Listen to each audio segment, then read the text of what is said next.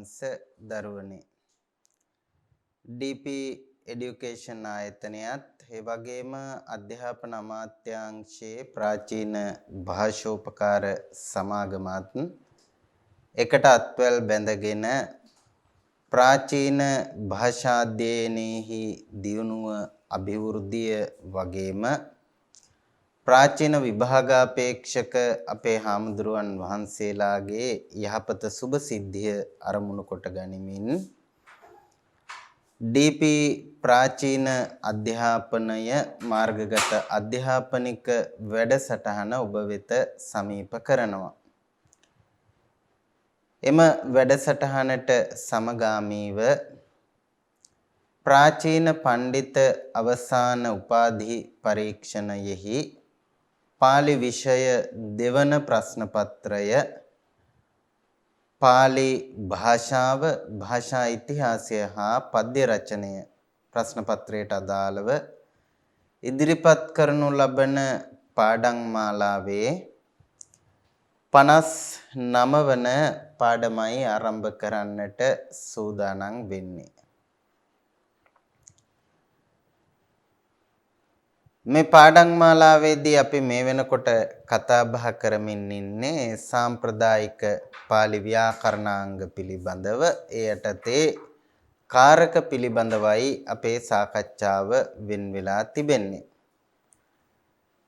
පසුගිය පාඩම් කිහිපයේදී අපි කාරක කිහිපයක් පිළිබඳව අපේ අවධානය යොමු කළා. කම්මකාරකයේ හෙවත් ဒ ුතියා විභක්තියත් ඒ වගේම කත්තුකාරකයේ හෙවත් තතියා විභක්තියත් පිළිබඳව. අද දවසේ අපි අපේක්ෂා කරනවා තතියාවේම ප්‍රභේදයක්සේ සලකනු ලබන කරණ කාරකය පිළිබඳවත් ඉනික් බිතිව සම්ප්‍රදාන කාරකය පිළිබඳවත් තොරතුරු සාකච්ඡා කරන්නට කතා බහ කරන්නට.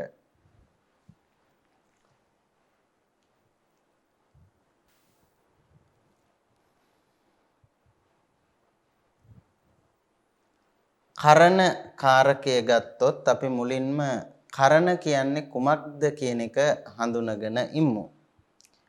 සාම්ප්‍රදායික ව්‍යාකරණයේ කරණය හඳුන්වන්නේ යේනවා කෛරතේ තං කරණං යේනවා කෛරතේ තං කරණං කියලා. අදහස ගත්තොත් යේන යමකින් කෛරතේ කරනු ලැබේද තං එය කරණං කරණයයි. සරලව තේරෙන විදිහට කිව්වොත් ක්‍රියාව කිරීම සඳහා උපකාර වන දෙයට අපි කියනවා කරණය කියලා. ඒ අනුව කර්තෘ හැරුණු විට ක්‍රියාසිද්ධියට වඩාත් උපකාර වන කාරකයේසේ සලකන්නේ කරණ කාරකය. කර්තෘ හැරුණහම ක්‍රියාවේ සිදුවීමට වඩාත් උපකාරී වන සාධකය බවට පත් වෙන්නේ කරණ කාරකය. කරණය පිළිබඳ සාම්ප්‍රදායික ව්‍යාකරණයේ එන නිර්වචනය තමයි යේනවා කෛරතේ තං කරණං යමකින් කරනු ලැබේද එය කරණයයි. යමකින් කරනු ලැබේද එය කරණයයි කියලා තමයි සාම්ප්‍රදායික ව්‍යාකරණය තුල මේක නිර්වචනය කරන්නේ කච්චායනයේ ඇතුළුව. ඒ පිළිබඳ වැඩිදුරටත් විස්තර කරනවා. එහෙම නැත්නම් සවිස්තරාත්මක තොරතුරු වල දක්වනවා යේනවා කෛරතේ යේනවා පස්සති යේනවා සුනාති තං කාරකං කරණ සංඤං හෝති.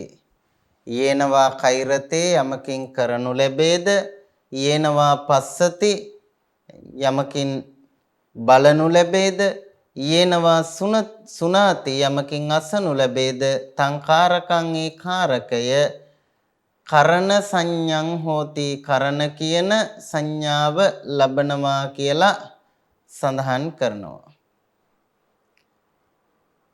එතකොට යමකින් කරනවා නම් යමකින් බලනවා නම් යමකින් අහනවා නම් ඒකට අපි කියනවා කරණය කියලා. ඒ අනුව පැහැදිලි මුලින් කියපු කාරණය ක්‍රියාවේ සිදුවීමට උපකාර වන දෙයට කියනවා කරණය කියලා.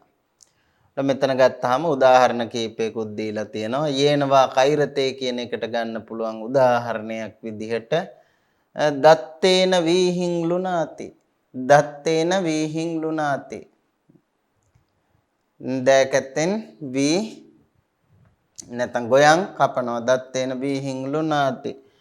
පරසුනා රුක්කං චින්දති. පරසුනා රුක්කං චින්දති. ගස සිඳිනවා. ගස සිඳින්න උපකාර වෙන්නේ මොකද්ද? පරසු පොරව. පරසුනා පොරවෙන් රුක්කං ගස චින්දති සිඳි. එහෙනම් මෙන්න මේ චින්දති කියන ක්‍රියාවේ සිදුවීමට කර්තෘ හැරුණු විට වඩාත්ම උපකාර වෙච්ච දේ තමයි මෙන්න මේ පරසුනා කියන කරණය. පරසුනා කියන කරණය. දත්තේන වීහිං ලුනාති කියන තැනත් එහෙමයි. කර්තෘ හැරුණුකොට මෙන්න මේ දත්තේන කියන වචනය තමයි නැත්තම් මේ කාරකය තමයි වඩාත් උපකාරී වූ කාරකය බවට පත් වෙන්නේ. යේනවා කෛරතේ යමකින් කරනු ලැබේද කියන අර්ථයට උදාහරණ විදිහට මේවා පෙන්වන්න පුළුවන්. දත්තේන වාසියා පරසුනා මේ වචන යේනවා කෛරතේ කියන එකට උදාහරණ. ඒ වගේම කුදාලේන පඨවින් කනතේ උදැල්ලෙන් පොළව හාරනවා. කුදාලේන කියන එකත් ඒකටම උදාහරණයක් විදිහට ගන්න පුළුවන්.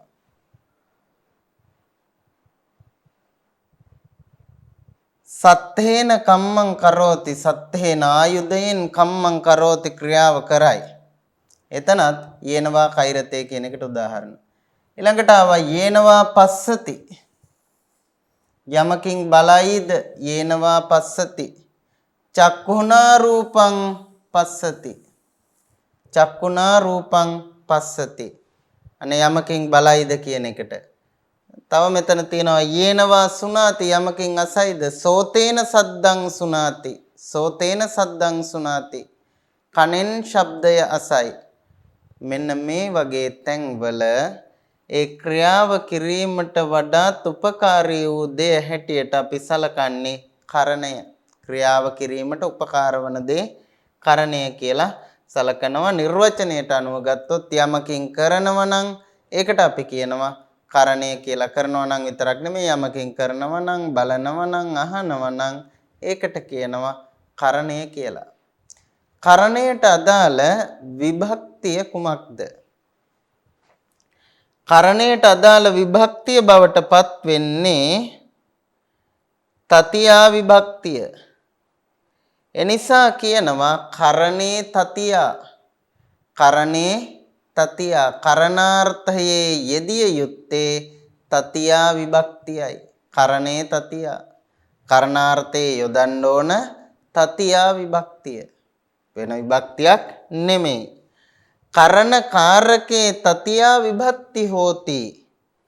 මේ නියමය තවදුරටත් පැහැදිලි වෙනවා. කරණ කාරකයෙහි යෙදිය යුතු විභක්තිය බවට පත් වෙන්නේ තතියා විභක්තියමයි.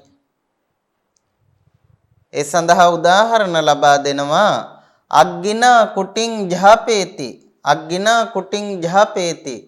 කුටින් කුටිය ජහපේති දවයි. කුටිය දවනවා. කුටිය දවන්න උදව් වෙන්නේ මොකක්ද? කරණය බවට පත් වෙන්නේ මොකක්ද? කරණ කාරකය මොකක්ද? අග්ගිනා ගින්නෙන්. එහෙනම් ඒක මොන විභක්තියෙන්ද තියන්නේ? කරණේ තතියා. තතියා විභක්තියෙන් තමයි තියලා තියෙන්නේ. අග්ගිනා අග්ගිනා කුටින් ජහපේති. අග්ගිනා කුටින් ජහපේති. ඊළඟට අපිට හම්බ වෙනවා ධම්මපදේ මනසාචේ පදුට්ටේන භාසතිවා කරෝතිවා. අපි භාසති කියන එක විතරක් ගමු. භාසති කියයි. මොකෙන්ද කියන්නේ? පදුට්ටේන මනසා භාසති. නොපහන් සිතින් කිලිටි සිතින් භාසති කියයි නම්. චේ කියන එකෙන් නම් කියන අර්ථය ගන්නවා. පදුට්ටේන මනසා භාසති චේ. කිලිටි මනසින් අපිරිසිදු සිතින් භාසති කියයි නම්. තන කරණයේ බවට පත් වෙන්නේ පදුට්ටේන මනසා කියන වචන දෙක. ඒ වචන දෙකම මනසා කියන එකට විශේෂණයි පදුට්ටේන දෙකම එක විභක්තියෙන්. එනිසා ඒ දෙකම කරණීය බවට පත් වෙනවා මෙතනදී. ඒ වගේම මේකේ අනිත් පැත්ත මනසාචේ පසන්නේන මනසාචේ පසන්නේන පැහැදුණු මනසින් සුපහන් මනසින් ප්‍රසන්න මනසින් ආයතන පසන්නේන මනසා කියන වචන දෙකම කරණීය බවට පත් වෙනවා. කායේන කම්මං කරෝති කායේන කම්මං කරෝති කරෝති කරයි මොනවද කරන්නේ කම්මං වැඩ මොකෙන්ද කරන්නේ කායේන කයින් අන්න ක්‍රියාව කරන්න උදව් වෙන දේ ඒකට අපි කියනවා කරණය කියලා. එතකොට මූලිකව කරණය අපි හඳුනාගත්ත කරණය කියලා කියන්නේ යමකින් ක්‍රියාව කරනවා නම් යමකින් බලනවා නම් යමකින් අහනවා නම් ඒ ක්‍රියාව කරන්න බලන්න අහන්න දකින්න උදව් වෙන දෙයට අපි කියනවා කරණය කියලා. ඒ වගේම එම කරණය තතියා විභක්තියෙන් තියෙනවා. මූලිකව කරණය හඳුනා ගැනීමේදී ඔය කාරණය මතක තියාගන්න ඕනි කරණ කාරකයට අදාළව.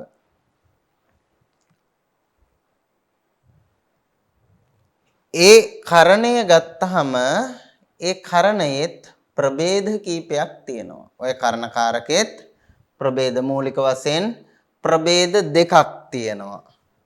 අර අනිත් කාරකවල තරම්ම ප්‍රභේද මේකේ නෑ. කර්ණකාරකයේ තියෙන ප්‍රභේද දෙකයි. කර්ණකාරකයේ දෙකක් තියෙනවායි කියලා සලකනවා. ඒ බව රූප සිද්ධියෙත් කියනවා. තංපන දුවිදං. ඒ කරණය දුවිදං දෙආකාරයි. දුවිදං කරණය දෙආකාරයි. කොහොමද දෙආකාර වෙන්නේ? අජ්ජත්තික බාහිර වශයෙන් ආධ්‍යාත්මික කරණය සහ බාහිර කරණය කියලා කරණය දෙආකාර වෙනවාය කියලා රූප සිද්ධියේ අදහසක් ඉදිරිපත් කරලා තියෙනවා. ඒ අනුව සාම්ප්‍රදායික ව්‍යාකරණ කරුවන් විශේෂයෙන් කච්චායන සම්ප්‍රදාය නියෝජනය කරන ඒ අය විශ්වාස කරනවා මේ කරණයෙහි ප්‍රභේද දෙකක් තියෙනවා.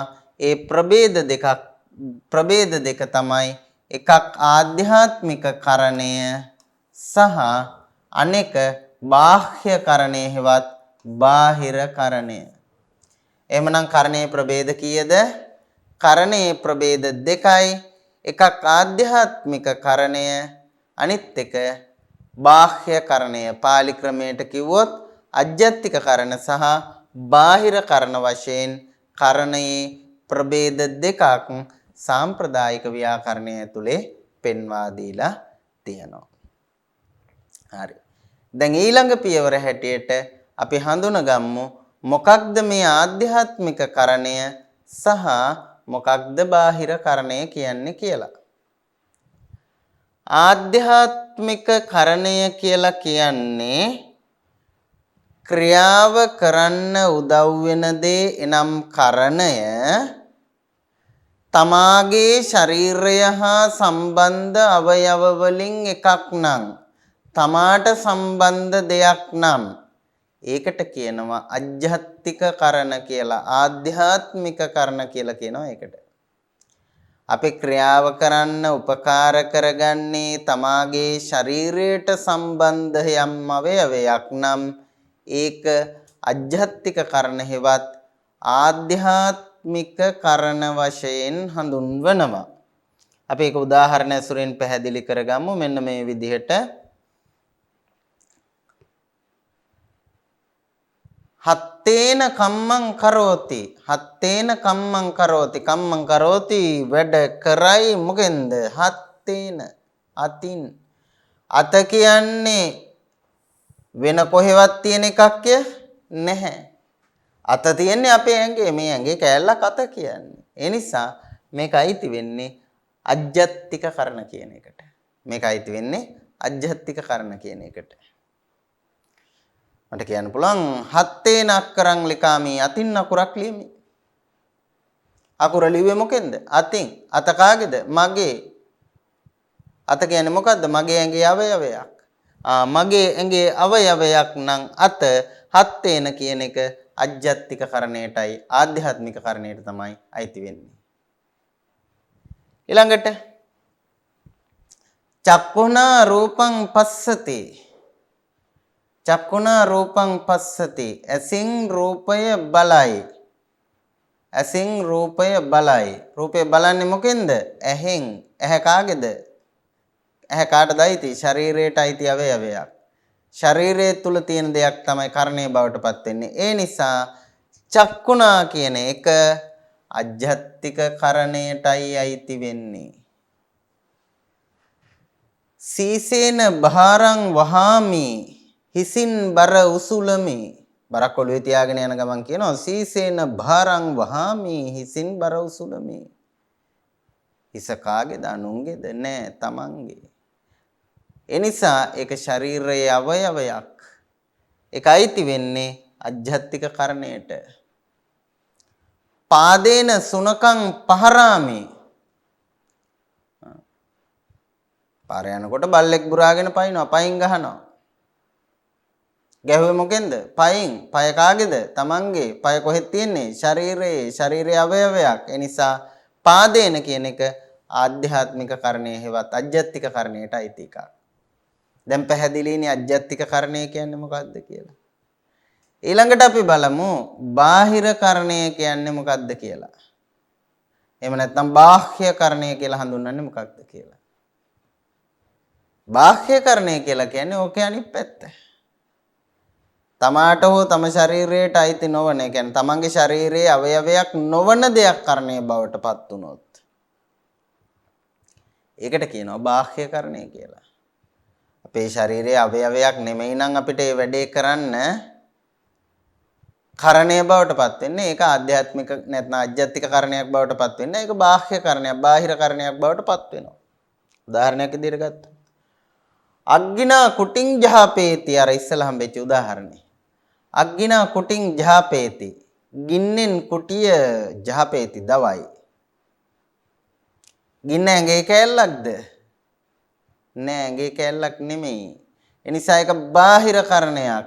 ඒක අජ්ජත්තික කරණයක් හැටියට ගන්න බෑ. ඒවට අපි කියන්නේ බාහිර කරණ කියලා.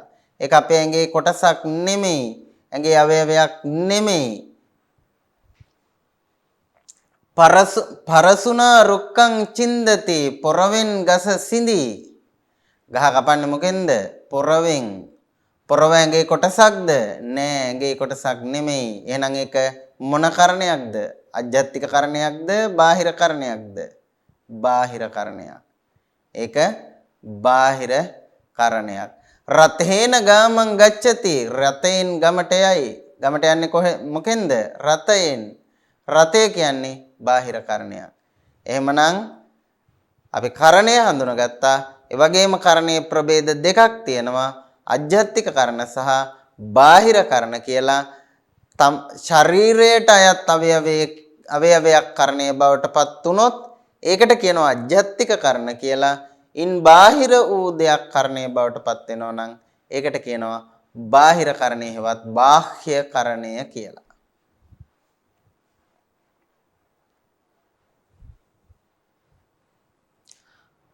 කරණය සම්බන්ධයෙන් අපිට සාකච්ඡා කරන්න තියෙන්නේ ඔච්චරයි. මෙතනින් එහාට අපි ඊළඟට කතා කරන්නේ සම්පදාන කාරකය පිළිබඳව. සම්පදාන කාරකය පිළිබඳව. සම්පදාන කියන්නේ මොකද්ද? මේකට තියෙන විග්‍රහය තමයි සම්මා පදීයතේ අස්ස. සම්මා පදීයතේ අස්සාති සම්පදානං. අස්ස ඔහුට සම්මා මනවින් පදීයතේ දෙනු ලැබේ කියන අර්ථය තමයි සම්පදාන කියන එකේ තියෙන්නේ. සම්පදාන කියන එකේ තේරුම මොකද්ද? ඔහුට මනවින් දෙනු ලැබේ. එහෙමනම් යම් කිසි කෙනෙකුට මනාව කරනු ලබන පරිත්‍යාගයක් ලබන පුද්ගලයාට අපි කියනවා සාමාන්‍යයෙන් සම්පදාන කියලා. ප්‍රධානයක් කරනකොට ඒක ලබන කෙනා, ලබන තැනැත්තා අපි සම්පදාන කියන එකෙන් අදහස් කරනවා සාමාන්‍ය දල තේරුම විදිහට. කොට ව්‍යාකරණානුකූලව සාම්ප්‍රදායික ව්‍යාකරණයේ මේ සම්පදාන කියන එක කොහොමද හඳුන්වා දීලා තියෙන්නේ සහ එහි යෙදෙන විභක්තිය කොමක්ද? සාම්ප්‍රදායික ව්‍යාකරණය තුල සම්පදාන කියන වචනය විග්‍රහ කරනවා යස්ස ධාතුකාමෝ රෝචතේ ධාරයතේ වා තං සම්පදානං යස්ස ධාතුකාමෝ රෝචතේ ධාරයතේ වා තං සම්පදානං යස්ස යමකුට ධාතුකාමෝ දෙනු කැමැත්තේද රෝචතේ රුචි කරයිද ධාරයතේ දරයිද ඒ කැමැත්ත රුචිය දැරීම ලබන කෙනා තං ඔහු සම්පදානං සම්ප්‍රදානයයි. අපි කවුරු හරි කෙනෙක් කාට හරි මොනව හරි දෙන්න කැමති වෙනවා. අන් එහෙම දෙන්න කැමති වෙනකොට ඒ දීමනාව ලබන කෙනා යස්ස ධාතුකාමෝ යම් කෙනෙකුට යමක් දෙනු කැමති වූ විට එය ලබන කෙනා අපි කියනවා සම්පදාන කියලා. ඒ විතරක් නෙමෙයි අපි කාට හරි කෙනෙකුට ප්‍රිය කරනවා, රුචි කරනවා, ආශා කරනවා, කැමති වෙනවා. අපේ ප්‍රිය බව, රුචිය, කැමැත්ත, ආසාව ලබන කෙනා සම්ප්‍රදානයි. ඒ වගේම අපි කාට හරි කෙනෙකුට කිසියම් දෙයක් දරනවා.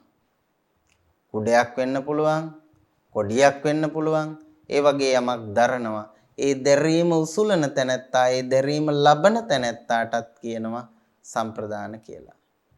යම් දීමනාවක් ලබන කෙනා, රුචි වීමකට ලක්වන කෙනා, ඉසිලීමක් දරන කෙනා අපි කියනවා සම්පදාන කියලා.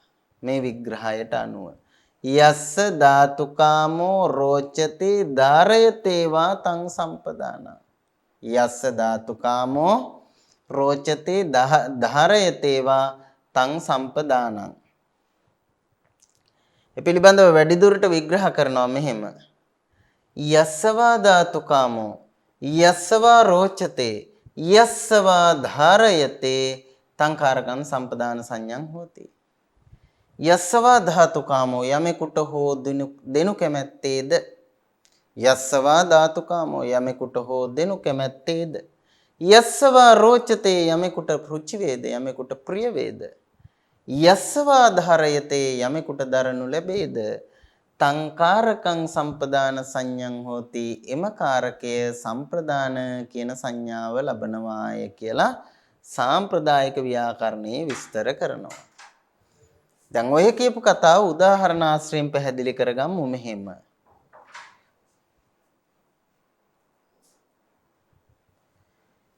යස්සවා ධාතුකාමෝ යමෙකුට දෙනු කැමති වේද සමනස්ස චීවරං දදාති සමනස්ස චීවරං දදාති ශ්‍රමණයන් වහන්සේට සිවුරක් දෙයි. එතකොට උන්වහන්සේට යමක් දෙන්න අපි කැමති වෙනවා. ඒ දීමනාව ලබන කෙනා තමයි සමනස්සාං. තමයි මෙතන සම්ප්‍රදානය. යස්සවා ධාතුකාමෝ කවුද දෙනු කැමති පුද්ගලයා කවුද? සමනස්ස ශ්‍රමණයන් වහන්සේට. යමෙකුට දෙනු කැමති වේද සමනස්ස චීවරං දදාති. සමනස්ස කියන එක මෙතන සම්ප්‍රදාන.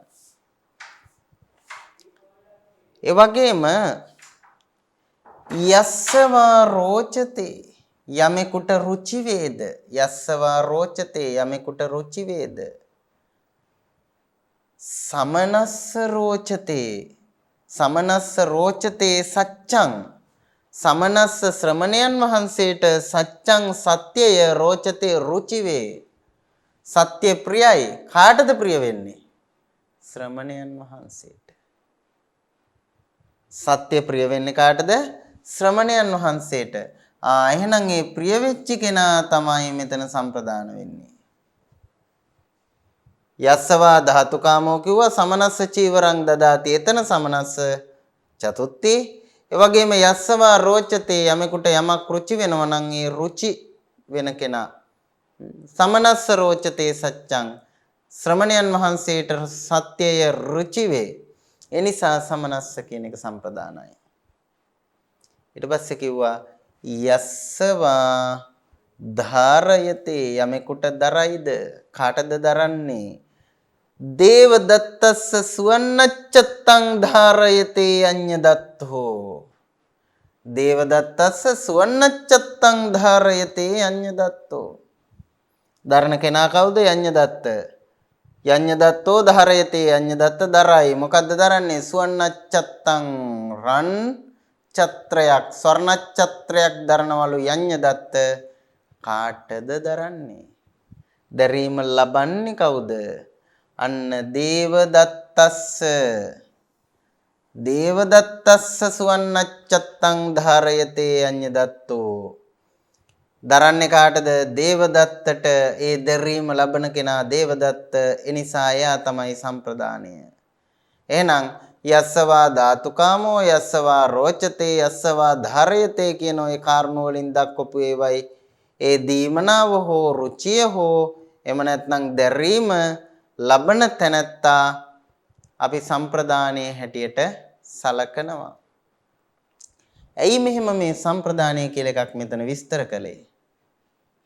විස්තර කරන්න හේතුවක් තියෙනවා. සම්පදාන මිච්ඡනේන කොත්තෝ ඉස්සරහට හම්බ වෙනවා සූත්‍රයක් සම්පදානේ චතුත්ථි කියලා. මෙන්න මේ සූත්‍රය සම්පදානේ චතුත්ථි සම්ප්‍රදානාර්ථයේ යෙදෙන්නේ මොන විභක්තියද? චතුත්ථි විභක්තිය. සම්ප්‍රදානාර්ථයේ යෙදෙන්නේ චතුත්ථි විභක්තිය. එතකොට සම්ප්‍රදානයේ යෙදිච්ච තැන චතුත්ථියෙන් තියන්න නම් ඉස්සෙල්ලා දැනන් ඉන්න ඕනි සම්ප්‍රදානය කියන්නේ මොකක්ද කියලා. ඒ නිසා තමයි මෙතන මේ යස්ස ධාතුකාමෝ රෝචතේ ධාරයතේ තං සම්පදානං කියලා පැහැදිලි කරේ විස්තර කළේ. කොට සම්පදානේ චතුත්ථි ඒ සම්ප්‍රදානාර්ථයේ යෙදෙන්නේ මොන විභක්තියද? චතුත්ථි විභක්තිය. ඒ පිළිබඳ වැඩිදුර විග්‍රහය සම්පදාන කාරකේ චතුත්ථි විභක්ති හෝති. සම්ප්‍රදාන කාරකයේ යෙදෙන තැන්වල මොකද්ද විභක්තිය බවට පත් වෙන්නේ? චතුත්ථි විභක්ති හෝති. චතුත්ථි විභක්තිය යෙදෙනවා. සම්ප්‍රදාන කාරකයෙහි චතුත්ථි විභක්තිය යෙදෙනවා. ඔන්න දැන් ඊළඟට අපි බලමු ඒකට මොනවද දීලා තියෙන උදාහරණ. බුද්ධස්සවා ධම්මස්සවා සංඝස්සවා දානං දේති. දානං දේති දන් දෙයි කාටද දෙන්නේ? බුද්දස්සවා බුදුන්ට හෝ ධම්මස්සවා ධර්මයට හෝ සංඝස්සවා සංඝයාට හෝ බුදුන්ට දහම්ට සංඝුන්ට හෝ දානං දේති දානය දෙයි. මෙතන බුද්දස්සවා කියන එකත් සම්ප්‍රදානයි ධම්මස්සවා කියන එකත් සම්ප්‍රදානයි සංඝස්සවා කියන එකත් සම්ප්‍රදානයි.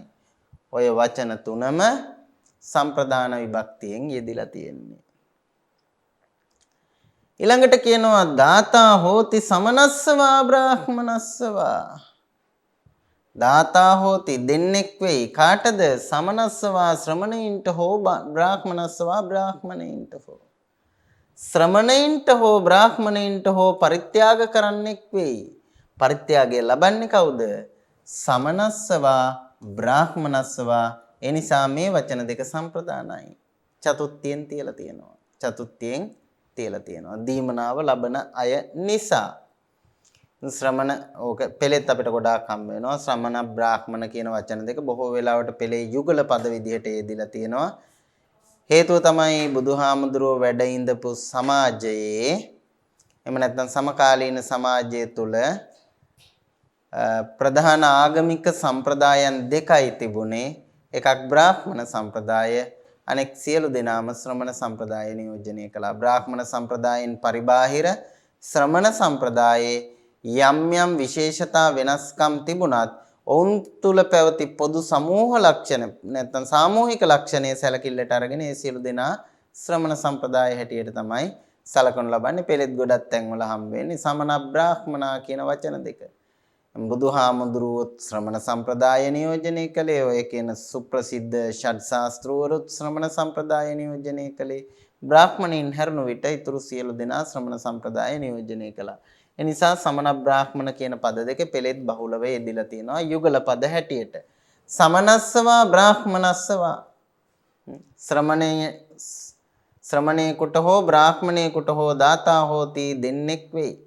එතකොට මේ වචන නැත්නම් මේ සමනස්සවා බ්‍රාහ්මනස්සවා කියන්නේ දීමනාව ලබන අය නිසා චතුත්ථයෙන් යොදලා තියෙනවා ඒක සම්ප්‍රදානය. සම්ප්‍රදානය නැවත පැහැදිලි කරගත්තොත් සම්ප්‍රදානය කියලා කියන්නේ යමෙකුට යමක් දෙනු කැමති වේ නම් ඒ දීමනාව ලබන කෙනා ඒ වගේම යම් කිසි කෙනෙකුට කිසිවක් රුචි නම් ඒ රුචිය දරන කෙනා නැත්නම් රුචිය තියෙන කෙනා ඒ වගේම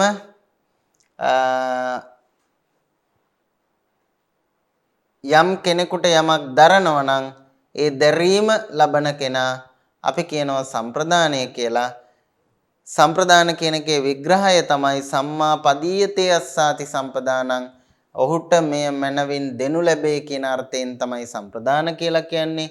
ඒ සම්ප්‍රදානයෙහි යෙදෙන විභක්තිය බවට පත් වෙන්නේ චතුත්ථි විභක්තිය.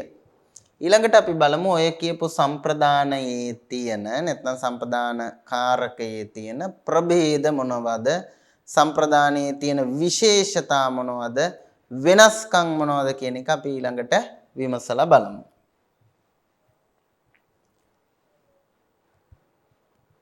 සම්ප්‍රදානය ගත්තහම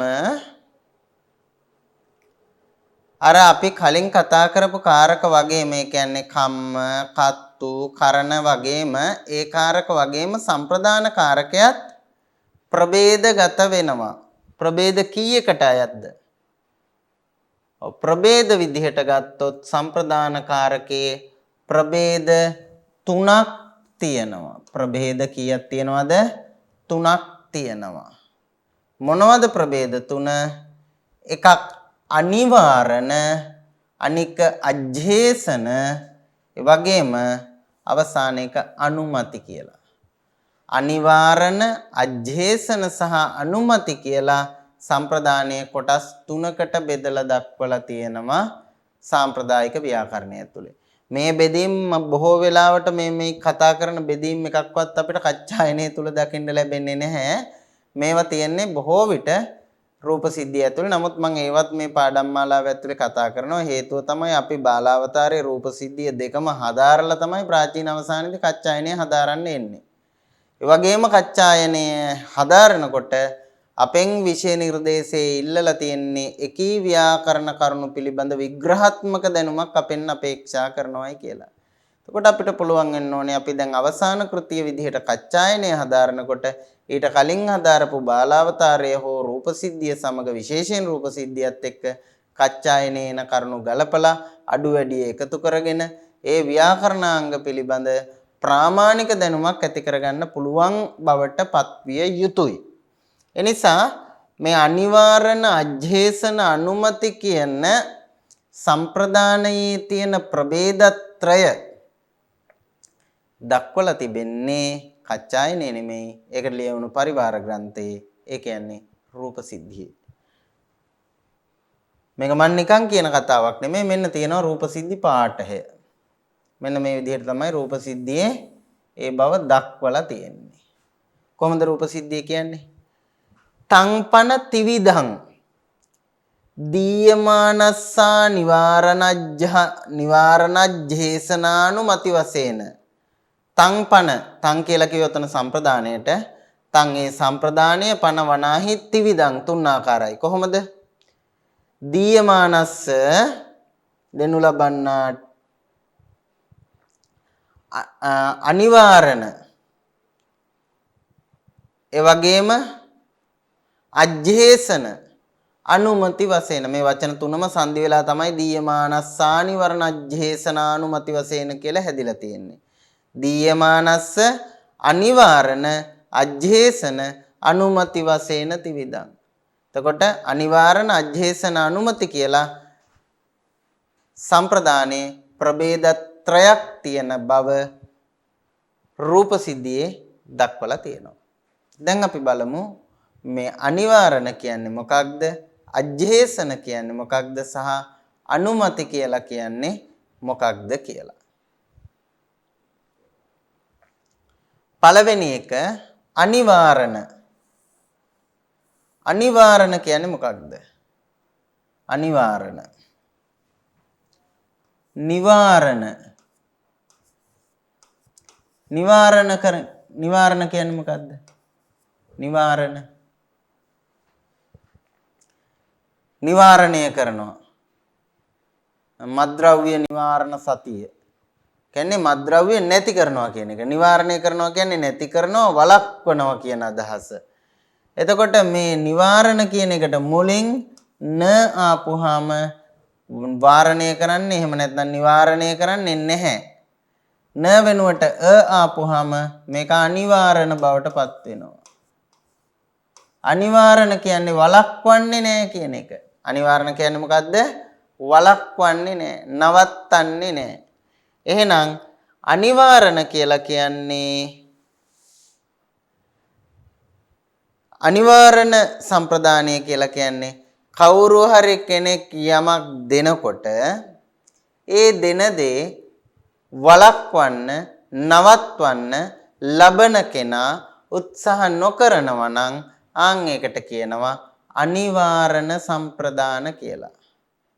යම් දීමනාවක් ලැබෙනකොට ඒ ලැබෙන දීමනාව ඒ ලැබීම වැළැක්වීම සඳහා සම්ප්‍රදානයේ විසින් නැත්නම් ලබන කෙනා විසින් ප්‍රයත්න නොදරනවා නම් ආන් ඒකට අපි කියනවා අනිවාරණ සම්ප්‍රදානය කියලා. ඔක කොහොම ටෙක්නිකල් වචන වලින් කිව්වට තේරෙන්නේ නැහැ. අපි ඔක උදාහරණයකින් පැහැදිලි කරගමු.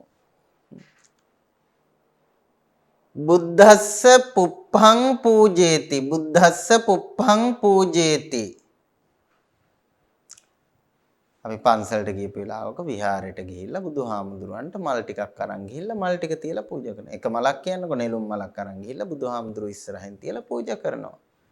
කවුරුවත් ඇවිල්ලා පූජා කරන්නේ කියලා. එහෙම නැත්නම් දැන් බුදුහාමුදුරුවෝ මේ බුදු පිළිමේ අපිට කියනවාද පූජා කරන්නේ මට ඔය මල් ඕනේ. එහෙම කියන්නේ නැහැ. ඒක වළක්වන්න උත්සාහ කරන්නේ නැහැ. ආන් එහෙම වළක්වන්න උත්සාහ නොකරන සම්ප්‍රදානයට තමයි අපි කියන්නේ අනිවාරණ කියලා. තව එකක්. බෝධි රුක්කස්ස ජලං දදාති. බෝධි රුක්කස්ස ජලං දදාති. අපේ උපාසකම්මල හැන්දෑවේ පන්සලට ගිහිල්ලා බෝධි පූජාව තියලා ඔක්කොම ඉවර වෙලා පැන් කලයත් ඔළුවේ තියාගෙන නැත්නම් කරේ තියාගෙන බෝධිය වටේ හත්වරක් පැදකුණු කරලා ගිහිල්ලා පැන් කලේ බෝධියට වක් කරනකොටම බෝධිය කතා කරලා කියනවා දහහා වතුර ඇති මට පැන් මේ පැන් ඇති මට පැන් දාන්න එපා කියලා. එහෙම වළක්වන්නේ නැහැ. ආන්ගේම වළක්වන්න උත්සාහ නොකරන සම්ප්‍රදානයට අපි කියනවා අනිවාරණ. බුද්දස්ස පුප්පං පූජේති බෝධි රුක්කස්ස ජලං දදාති. මේ වගේ ඒවා අනිවාරණ සම්ප්‍රදානයට අයිති වෙන්නේ. මොකද ඒ දීමනාව වළක්වන්න සම්ප්‍රදානයේ විසින් කිසිදු ප්‍රයත්නයක් දරන්නේ නැහැ කොයිම විටකවත්. ඒ නිසා අනිවාරණ සම්ප්‍රදානයේ යටතට ගැනෙනවා මේ කියන සම්ප්‍රදානය. ඊළඟට අනිවාරණයකින් පස්සේ අපිට හම්බුණා අජ්ජේසන සම්ප්‍රදානය. මොකක්ද අජ්ජේසන කියලා කියන්නේ? අජ්ජේසන කියලා කියන්නේ දැන් මේ බුදුහාමුදුරුවන්ට මල් පූජා කරේ බුදුහාමුදුරුව අපෙන් මල් ඉල්ලලාය නෑ. එහෙම නැත්නම් බෝරුකට වතුර දැම්මේ පැන් වැක්කිරුවේ බෝධිය අපෙන් පැන් ඉල්ලලාද නෑ. හැබැයි මේ අජ්ජේසන කියන සම්ප්‍රදානයේ තියෙන විශේෂත්වය තමයි මේ අය තමන්ට ලැබෙන දේ සඳහා අපෙන් ඉල්ලුම් කර හිටිනවා, ඇරයුම් කර හිටිනවා, ආරාධනා කර හිටිනවා අනේ මට මේ දේ දෙන්න කියලා. ආන්ගේ ඉල්ලීමට අනුව තමයි අපි යාට පරිත්‍යාග කරන්නේ. සම්ප්‍රදානය විසින් දීමනාව තමාට ලබා ගැනීම සඳහා ඉල්ලීම ආරාධනාව ඇරයුම කරලා ඒ අනුව නම් ඔහුට ඒ ලැබීම දීමනාව ලැබෙන්නේ. ඒ බඳු සම්ප්‍රදානයට අපි කියනවා අජ්ජේසන සම්ප්‍රදානය කියලා. ඒ බඳු සම්ප්‍රදානයට කියනවා අජ්ජේසන සම්ප්‍රදානය කියලා. යාචකස්ස ඕදනං දේති. යාචකස්ස ඕදනං දේති. අපි හිඟන මිනිස්සෙකුට හිඟා කන මිනිස්සෙකුට බත් දෙනවා. යාචකස්ස ඕදනං දේති. අපි නිකම්ම දෙයාට බත් දෙන්නේ නෑ. එයා ඇවිල්ලා කියනවා අපිට මහත්තයා හරි නෝනා හරි ආමුදුරෝනේ හරි කියලා මං දවස් 3කින් කාලා නෑ පුළුවන් නම් මට කෑම ටිකක් දෙන්න කියලා අපෙන් ඉල්ලනවා. ආන් එහෙම ඉල්ලුවට පස්සේ තමයි අපි මේ යාචකයට බත් දෙන්නේ. සමහර වෙලාවට ඉල්ලන්නේ නැතුවත් දෙන්න පුළුවනි. නමුත් යාචක කියන වචනේ තේරුම තමයි ඉල්ලන්න. යාචකයාගේ ස්වභාවයම තමයි ඉල්ලීම. එතකොට එයා කරනු ලබන ඉල්ලීමට අනුව තමයි අපි ඔහුට පරිත්‍යාග කරන්නේ. ඒකට කියනවා අජ්ජේසන සම්ප්‍රදානය කියලා. තව ඕනනම් ගත්ත හැකි යාචකානං ධනං දදාති. යාචකානං ධනං දදාති. අපි යාචකයින්ට සල්ලි දෙනවා. දැන් කොළඹ එහෙම එනකොට ඕනි තරම් බස් එකේ අපිට හම්බ වෙනවා. දැන් ඒක ලංකාවේ නම් මේ ව්‍යාපාරයක්. ඔය මහාචාර්ය නන්දසේන රත්නපාල මහාචාර්යතුමා අවුරුදු ගණනාවක් ඒ අයත් එක්ක එකට ඉඳලා පර්යේෂණ කරලා පොතක් ලියලා තියෙනවා ශ්‍රී ලංකාවේ යාචකයෝ ගැන සමාජ විද්‍යාත්මක පර්යේෂණ ආශ්‍රයෙන්. එතුමාගේ තව පොත් කීපයක් තියෙනවා. පුළුවන් නම් ඔය හොයාගෙන කියවන්න. බොහොම වටින පොත් පෙළක්. දිට්ඨ ධම්ම වේදිනී කර්මය, ඊළඟට ශ්‍රී ලංකාවේ යාචකයෝ, ශ්‍රී ලංකාවේ ගණිකාවෝ, ඔය වගේ පොත් පෙළක් ලියලා තියෙනවා ඒ සමාජ විද්‍යා පර්යේෂණ ආශ්‍රය කරගෙන. එහෙන් බලනකොට පේනවා මේ මෑත කාලේ සමහර වෙලාවට ඔය කතරගම පැත්තේ එහෙන් පර්යේෂණයක් කරා කියලා තොරතුරු සමාජ මාධ්‍යයේ සහ ප්‍රධාන මාධ්‍යයේ එළියට ඇවිල්ලා තිබ්බා. යාචකයෝ සම්බන්ධයෙන් එහෙම ව්‍යාපාරයක් වුණත් සාමාන්‍ය යාචකයාගේ ස්වභාවය තමයි ඉල්ලීම. එයා ඉල්ලනකොට අපි එයාට සල්ලි දෙනවා. එහෙම නැත්නම් ආහාර දෙනවා. එයාට අපි කියනවා අජ්ජේසන සම්ප්‍රදානය කියලා. අජ්ජේසන සම්ප්‍රදානය ඉල්ලීම අනුව තමයි එයාට ඒ ලැබීම ලැබෙන්නේ. ඊළඟට අපි කියනවා අනුමති සම්ප්‍රදානය. මොකද අනුමති සම්ප්‍රදානය කියන්නේ? සමහර අය ඉන්නවා එහෙම අපෙන් ඉල්ලන්නේ නැහැ. ඉල්ලුවේ නැති වුණාට අපි මොනවා හරි ගිහිල්ලා දුන්නොත් හරි කියලා ඒක බාර ගන්නවා. එහෙම ඉන්නේ කවුද? ඉල්ලීම් කරන්නේ නැහැ, දීම වළක්වන්න උත්සාහ කරන්නේත් නැහැ. එහෙම දෙනකොට හොඳයි කියලා ඒක බාර ගන්නවා. දීම පිළිබඳ කැමැත්ත පළ කරනවා. ඉල්ලීම් කරලා නැහැ. හැබැයි දෙනකොට දීම පිළිබඳව කැමැත්ත පළ කරලා ඒක බාර ගන්නවා නම් ඒකට අපි කියනවා අනුමති සම්ප්‍රදානය කියලා. එහෙම අවස්ථාවක් තමයි බික්ඛූණං දානං දේති. භික්ෂූන්ට දන් දෙයි. දැන් ආම්දුරවරු ගිහිල්ලා ගෙවල් වලට කියනවා දෙහෙට මෙන්න මෙහෙම දානයක් ලෑස්ති කරගන්න අපිට දානේ ඕනි. එහෙම කියන්නේ නැහැ. මිනිස්සු තමයි දානේ ලෑස්ති කරලා ගිහිල්ලා පන්සලට ගිහිල්ලා කියනවා ආම්දුරෝනේ අහවල් දවසේ අපේ අත්තා නැති වෙලා නැත්නම් මුත්තා නැති වෙලා ගිරියම්ම නැති වෙලා අවුරුද්දක් පිරෙනවා දෙකක් පිරෙනවා. එදාට අපිට 7 නමක් වඩින්න අපි දානේ දෙනවා. එතකොට ආම්දුරෝ හොඳයි උපාසක මහත්තයෝ නම් සූදානම් කරගන්නකෝ අපි වඩින්නම්කෝ කියලා ලෑස්ති කරගන්නවා. ඒක තමයි දීම පිළිබඳ කැමැත්ත පළ කරනවා කියලා කියන්නේ. ඒ ඇරෙන්නේ ඉල්ලීම් කරන්නේ නැහැ. ඒකට කියනවා අපි අනුමති කියලා. අනුමති සම්ප්‍රදානය කියලා කියනවා. භික්ඛූණං චීවරං දදාති. අපි මහා සංඝයාට සිවුරක් පූජා කරනවා සංඝ සතු කරලා. හාමුදුරුවෝ අපෙන් ඉල්ලලා නෙමෙයි. හැබැයි අපි පූජා කරනකොට හොඳයි කියලා ඒක බාර ගන්නවා. අන්න අනුමති. ඒකට අපි කියනවා අනුමති සම්ප්‍රදානය කියලා. එතකොට ඔය සම්ප්‍රදාන තුන මතක තියාගන්න ලේසි. මෙන්න මෙහෙම ගාතාවක් තියෙනවා. මේකත් තියෙන්නේ රූප සිද්ධියේමයි. ඔය තුන මතක තියාගන්න පුළුවන්. අනිරාකරණාරාධන භනුඤ්ඤ වසේනහි සම්පදානං තිධාවත්තං රුක්ඛයාචක භික්ඛවෝ. අනිරාකරණාරාධන භනුඤ්ඤ වසේනහි සම්පදානං තිධාවත්තං රුක්ඛයාචක භික්ඛවෝ. මේ රුක්ඛයාචක භික්ඛවෝ කියලා කියන්නේ අර කියපු තුනට උදාහරණ. අනිරාකරණ අනිරාකරණ කියලා කියන්නේ වළක්වන්න උත්සාහ කරන්නේ නැහැ. රුක්කස්ස ජලං දේති. ගහට වතුරක් කරනකොට එයා වළක්වන්න උත්සාහ කරන්නේ. ඒ නිසා ඒක අනිරාකරණ. ඊට පස්සේ ආරාධන යාචකයා අපිට අපෙන් ඉල්ලලා ගන්න. ඒ නිසා ඒකට කියනවා ආරාධන. එහෙම නැත්නම් අපි ඉස්සෙල්ලා කිව්වා අජ්ජේසන කියලා. ඊට පස්සේ මෙතන අනුඤ්ඤ කියලා කියන්නේ මේ අනුමති කියන එක. ඒකට අපි ගන්නවා භික්ෂුන් වහන්සේ උදාහරණයට. එතකොට උදාහරණත් එක්කම මේ ගාථාවේ ඔය ප්‍රභේදත්‍රය තියෙනවා. ඒක නිසා මතක තබා ගන්න පහසුයි, ලෙහෙසි.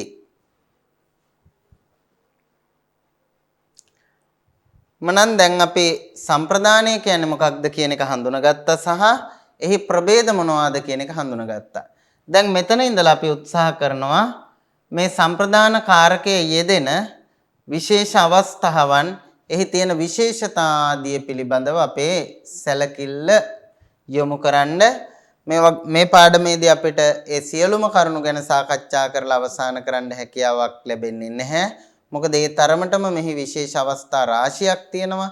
නමුත් ඒ විශේෂ අවස්ථා කීපයක් පිළිබඳව අපි මේ පාඩමේදී සාකච්ඡා කරන්නට අපේක්ෂා කරනවා. එතකොට ඔන්න ඔය සම්ප්‍රදාන කාරකයේ යෙදෙන අවස්ථාවන් පිළිබඳව විස්තර කරනකොට කච්චායනය ඇතුළු ව්‍යාකරණ ග්‍රන්ථවල අපිට හම්බ වෙනවා මෙන්න මෙහෙම ටිකක් දීර්ඝ සූත්‍රයක්. මතක තියාගන්නවා කියන එක නම් කරන්න බැරි වැඩක් නෙමෙයි, අමාරු වැඩක්. ඒ වුණත් සූත්‍රය ටිකක් දීර්ඝයි. උත්සාහ කළොත් බැරි වෙන එකකුත් නැහැ. සිලාග හනුටහා සප ධාර පිහ කුද දුහිස්සෝසුය රාධික්ක පච්චාසුන අනුපති ගින පුබ්බකත්තා රෝචනත්ත තදත්ත තුමත්තාල මත්ත මඤ්ඤානා දරප්පානිනි ගත්‍යත්ත කම්මනි ආසීසත්ත සම්මුති භීය සත්තම්යත්තේ සුච. අර්ථ ගොඩාක් තියෙනවා මෙතන. විවිධ ධාතුන් සමග යෙදෙනකොට ඒවායේ ඇතිවන විශේෂතා ආදිය පිළිබඳව වෙන් වෙන් වශයෙන් මෙතන දක්වලා තියෙනවා. ඒ සියල්ල සූත්‍රයට එකතු කරලා තියෙන නිසා මේක ටිකක් දීර්ඝ සූත්‍රයක් බවට පත් වෙලා තියෙනවා. මේ සිලාඝ හනු ඨා සප ධාර පිහ කුද ඊට පස්සේ දුහ ඉස්ස උසූය කියන මේ සියලු මේවා ධාතු. ඒ වගේම රාධ මේ වගේ ධාතු ගොඩාක් තියෙනවා. ඒ ධාතුන්ගේ යෝගයෙහි සම්ප්‍රදාන කාරකයේ යෙදෙනවයි කියලා කියනවා. ඒ වගේම තව සමහර ධාතු වලට උපසර්ග පද යෙදෙන අවස්ථා තියෙනවා. ඒ පිළිබඳව තරමක් මේ උඩ තියෙන සූත්‍රයට වඩා පැහැදිලි විස්තරයක් මෙතන තියෙනවා මේ වෘතිය ඇතුලේ. සිලාග හනුට්හා සප ධාර පිහ කුද දුහ ඉස්ස ඉච්ඡේතේසං ධාතුණං ප්‍රයෝගය. මෙන්න මේ කියන ධාතුන්ගේ ප්‍රයෝගයෙහි සම්ප්‍රදානයේ යෙදෙනවා. මොනවද ධාතු? සිලාග හනු ඨා සප ධාර පිහ කුද දුහ ඉස්ස කියන මෙන්න මේ ධාතුන්ගේ ප්‍රයෝගයේ යෙදෙනවා. ඊළඟට තවත් මේ ධාතු කීපයක් කියනවා. උසූය උසූයත්ථානංච. උසූය කියන අර්ථයේත් ඒ ප්‍රයෝගයේත් යෙදෙනවා. ඊට පස්සේ රාධික්කප්පයෝගේ රාධ ඉක්ක කියන ප්‍රයෝගයේත් යෙදෙනවා. ඊට පස්සේ පච්චාසුන අනුපති ගිනානං පුබ්බකත්තරි. ඔය අනුපති කියන උපසර්ගත් එක්ක යෙදිච්ච අපි ඉස්සරහට ඒ ධාතු ගැන කතා කරනවා. ඒ දෙන ධාතුන්. ඊට පස්සේ තවත් අර්ථ කීපයක් ගැන කතා කරනවා. ආරෝචනත්තේ තදත්තේ තුමත්තේ අලමත්තේ මඤ්ඤතිප්පයෝගේ. මේ කියපු අර්ථවල යෙදෙනවා. මොනවද? ආරෝචනාර්ථේ තදර්ථේ තුමන්තාර්ථේ අලං කියන අර්ථේ. ඒ වගේම මඤ්ඤති කියන ප්‍රයෝගේ අනදරේ ඊළඟට අප්පානිනි ගත්‍යත්ථානං ධාතුණං කම්මනි ආසීසත්තේච සම්මුති භීය සත්තම්යත්තේසු සත්තමී අර්ථේ තංකාරකං සම්පදාන සංඤං හෝති. ඔය කියපු අර්ථ සියල්ලේම මේ සම්ප්‍රදානාර්ථය යෙදෙනවා කියන එක තමයි සාම්ප්‍රදායික ව්‍යාකරණයේ අදහස බවට පත් වෙන්නේ. අපි ඒවා පිළිබඳව වෙන්වෙන්ව කතා කරමු සහ කච්චායනය තුලත් මේ එක් එක් අර්ථයන් සඳහා වෙන වෙනම උදාහරණත් සමග තොරතුරු ලබා දීලා තියෙන බව අපට දකින්න පුළුවන්.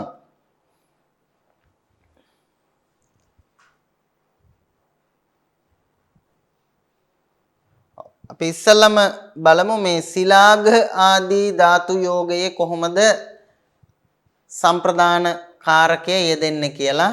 සිලාග ආදී ධාතු කියලා කියපුවහන් සිලාග විතරක් නෙමෙයි සිලාග කියන ධාතුවට අමතරව දැන් සිලාග කියලා කියන්නේ කත්තනේ ස්තුති කිරීමෙහි ඊට පස්සේ හනු කියන ධාතුව අපනයනය කියන අර්ථයෙහි එහෙම නැත්නම් රැවටීම කියන අර්ථයෙහි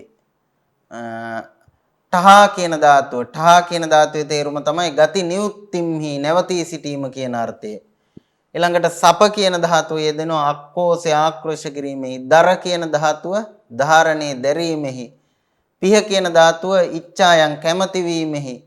කුද කියන ධාතුව කෝපේ කෝප වීමෙහි. ඔය වගේ අර්ථවල යෙදෙන ධාතු රාශියක් මෙතනදී අපිට ඉස්සල්ලා හම්බ වුණා. ආන්ගේ ධාතුන් එක්ක යෙදෙනකොට කොහොමද ඒ ධාතුන් සමග සම්ප්‍රදානීය යෙදෙන්නේ කියලා එකින් එකට ඔය එක් එක් ධාතුවට අදාළව උදාහරණ දක්වලා තියෙනවා. කච්චායනේ සහ ඊට වඩා විස්තර ඇතුව රූප සිද්ධිය දක්වලා තියෙනවා. අපි කාල වේලාවේ හැටියට ඉක්මනින් බලාගෙන යමු. මේ සිලාඝ කියන ධාතුව ගත්තහම මේකේ තේරුම තමයි අපි ඉස්සලා කිව්වා කත්තනේ හෙවත් ස්තුති කිරීමෙහි තමයි මේ සිලාඝ කියන ධාතුව යෙදෙන්නේ. එතකොට මේ සිලාඝ කියන ධාතුවත් එක්ක යෙදුනහම එහෙමත් නැත්නම් ඒකත් එක්ක සංයෝග වුණහම චතුත්ථි විභක්තිය යෙදෙනවා කිව්වා. ආන් ඒකට උදාහරණ දක්වනවා සිලාගප්පයෝගේ මේ සිලාඝ කියන ධාතුවත් එක්ක එකතු වුණාම කොහොමද චතුත්ථිය යෙදෙන්නේ කියලා කච්චායනේ පෙන්නලා තියෙනවා. මම මේවා වෙන්වෙන්ව පෙන්නන්නේ මේ කච්චායනේ තියෙන වෘත්ති පාඩේම අරගෙන තමයි පෙන්නන්නේ. පළවෙනි එකේ තියෙනවා බුද්ධස්ස සිලාගතේ. ඔන්න උදාහරණ. බුද්ධස්ස සිලාගතේ. සිලාගතේ තුති කෙරේ ස්තුති කරනවා. කාටද? ස්තුති කෙරේ කාටද? බුද්ධස්ස බුදුහාමුදුරුවන්ට. එමනම් ස්තුතිය ලබන්නේ කවුද? බුදුහාමුදුරුවෝ. ඒ නිසා ඒක තියලා තියෙන්නේ සම්ප්‍රදාන විභක්තියෙන් බුද්ධස්ස සිලාගතේ. බුද්ධස්ස සිලාගතේ. ඒ විදිහටම යෙදෙනවා ධම්මස්ස සිලාගතේ. එම නැත්නම් සංඝස්ස සිලාගතේ. එමත් නැත්නම් සකං උපජ්ජායස්ස සිලාගතේ. තමාගේ උපාධ්‍යායන් වහන්සේට ස්තුති කෙරේ. තව සිලාගතේ ඔබට ස්තුති කෙරේ. මම සිලාගතේ මට ස්තුති කෙරේ. එතකොට මේ සිලාග කියන ධාතුවත් එක්ක චතුත්ථිය යෙදෙනවා. ඒ ස්තුතිය ලබන කෙනා දක්වන්න සිලාග කියන ධාතු යෝගයෙහි. ඒකට තමයි මේ උදාහරණ දීලා තියෙන්නේ බුද්දස්ස සිලාගතේ, ධම්මස්ස සිලාගතේ, සංඝස්ස සිලාගතේ, තව උපජ්ජායස්ස සිලාගතේ, තව සිලාගතේ, මම සිලාගතේ ආදී වශයෙන්.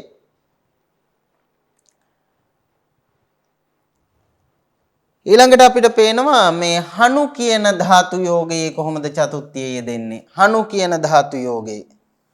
හනු කියන එකේ සාමාන්‍ය තේරුම නම් වලහනවා එහෙම නැත්නම් රවටනවා කියන තේරුම. හංගනවා කියන අදහස.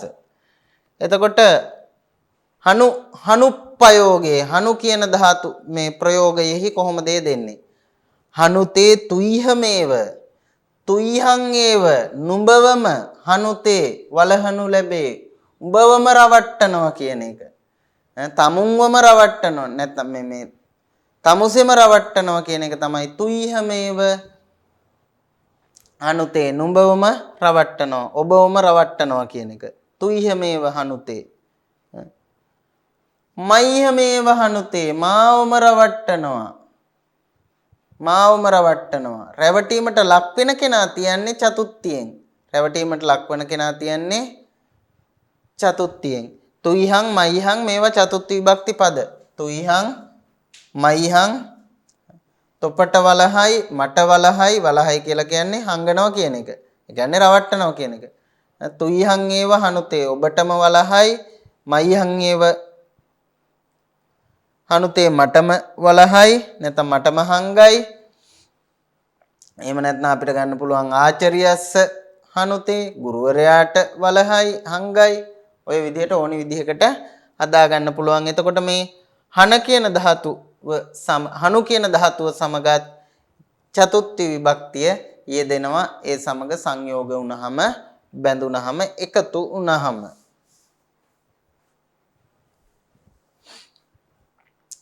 ඊළඟ ධාතුව තමයි ඨහා කියන ධාතුව. ඨහා කියන ධාතුව මේකෙදි අපිට පේනවා මේ උපසර්ග පදයකුත් එකතු වෙලා තියෙනවා. ඨහා කියන ධාතුවේ තේරුම තමයි ගති නියුත්තිම්හි. ගති නියුත්තිම්හි කියන තේරුම තියෙන්නේ. ගති නියුත්තිම්හි කිව්වේ නැවතී සිටීමෙහි. ඨහා ධාතුවේ තේරුම තමයි සිටී කියන එක. එතකොට මේ ඨහා ධාතුව යෙදෙනකොට කොහොමද සම්ප්‍රදානිය යෙදෙන්නේ? ඨහා ධාතුවත් එක්ක සම්ප්‍රදානිය යෙදෙන්නේ මෙන්න මෙහිමයි. උපතිට්ඨේය සක්්‍ය පුත්තානං වඩ්ඩකි.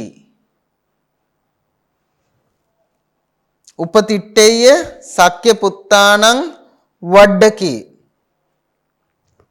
වඩ්ඩකි කියන්නේ කාටද? වඩ්ඩකි කියන්නේ වඩුවා. සක්්‍ය පුත්තානං උපතිට්ඨේය.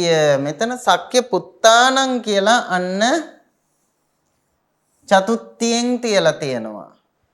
වඩ්ඩකි වඩුවා උපතිට්ඨේය සිටි. වඩ්ඩකි උපතිට්ඨේය කොහෙද ඉන්නේ? සක්්‍ය පුත්තානං උපතිට්ඨේය ශාක්‍ය පුත්‍රයින් වෙත සිටි. වඩ්ඩකි වඩුවා සක්්‍ය පුත්තානං උපතිට්ඨේය ශාක්‍ය පුත්‍රයින් වෙත සිටි කියන අදහස.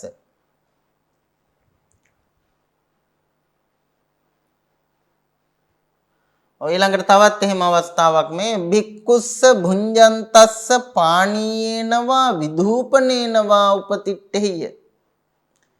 බික්කුණි බික්කුස්ස භුඤ්ජන්තස්ස පාණීයේනවා විධූපනේනවා උපතිට්ඨේය බික්කුණි. තන බික්කුස්ස භුඤ්ජන්තස්ස කියන පද දෙක සම්ප්‍රදාන විභක්තියෙන් යෙදিলা තියෙනවා. එතකොට ඨහා කියන ධාතුවත් එක්ක සම්ප්‍රදානයේ යෙදෙනකොට බොහෝ වෙලාවට ඨහා කියන එකට මුලින් උප කියන උපසර්ගයේ යෙදিলা තියෙන බව දකින්න පුළුවන් මේ උදාහරණත් එක්ක බලනකොට.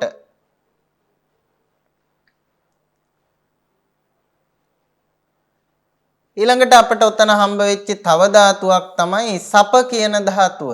සප කියන ධාතුවේ සාමාන්‍ය තේරුම අක්‍රෝෂය කියන එක නැත්නම් ආක්‍රෝෂ කරයි කියන එක. හැබැයි මෙතන යෙදিলা තියෙන්නේ ශපත කරනවා දිවුරනවා කියන අදහසත් එක්ක. එතකොට ඔන්න සප කියන ධාතු යෝගයේ කොහොමද සම්ප්‍රදාන විභක්තිය යෙදෙන්නේ? තුයිහං සපතේ ඔබට ශපත කරයි. තුයිහං සපතේ ඔයාට දිවුරලා පොරොන්දු වෙනවා. ඔයාට ශපත කරනවා. තුයිහං සපතේ. නැත්නම් මයිහං සපතේ මට දිවුරලා පොරොන්දු වෙනවා. මයිහං සපතේ මට දිවුරලා පොරොන්දු වෙනවා. මයිහං සපතේ. තුයිහං සපතේ මයිහං සපතේ ආචාර්යස්ස සපතේ ඔය ආදී විදිහට මේ සප කියන ධාතුවත් එක්කත් සම්ප්‍රදානීය යෙදෙනවා.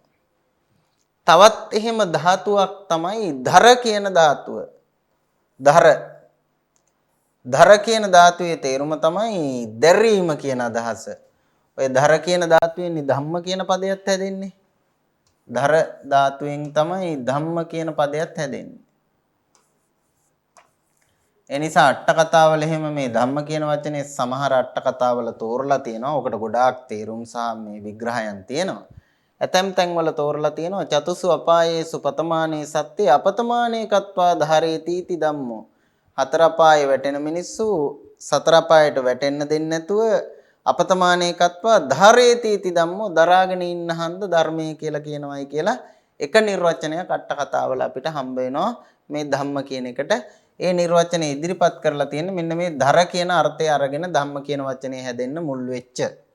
එතකොට ඒ දැරීම් අර්ථයේ තියෙන ධර කියන ධාතුවත් එක්කත් සම්ප්‍රදානීය යෙදෙනවා. ඒකට අපි කියනවා ධාරප්පයෝගය කියලා. ඒ සඳහා උදාහරණ දීලා තිනවා.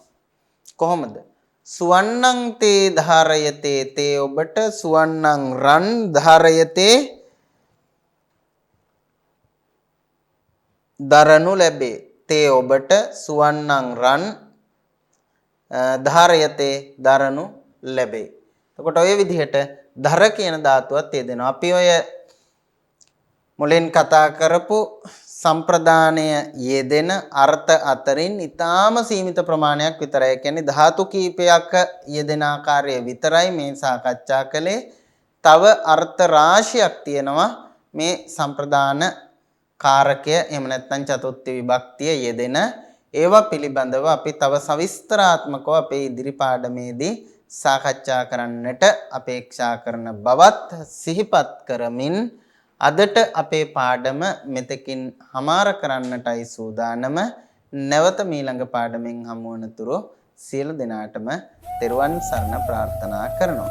සප්පදානං ධම්මදානං ජිනාති. සියලු දානයන්ට වඩා ධර්ම දානය උතුම් වන්නේය යන උතුම් බුදු වදන පසක් කරමින් ප්‍රාචීන අධ්‍යාපනය ලබන සුවහසක් හාමුදුරුවන් වහන්සේලාගේ මෙහෙණින් වහන්සේලාගේ සහ දුවා දරුවන්ගේ දහම් ඇස විවර කරමින් සම්බුද්ධ ශාසනයේ චිරස්ථිතිය උදෙසා ධම්මික ෆ්‍රසිලා පෙරේරා පදනම මගින් සිදු කෙරෙන මහංගු සමාජ සත්කාරයයි ඩීපී ප්‍රාචීන අධ්‍යාපනය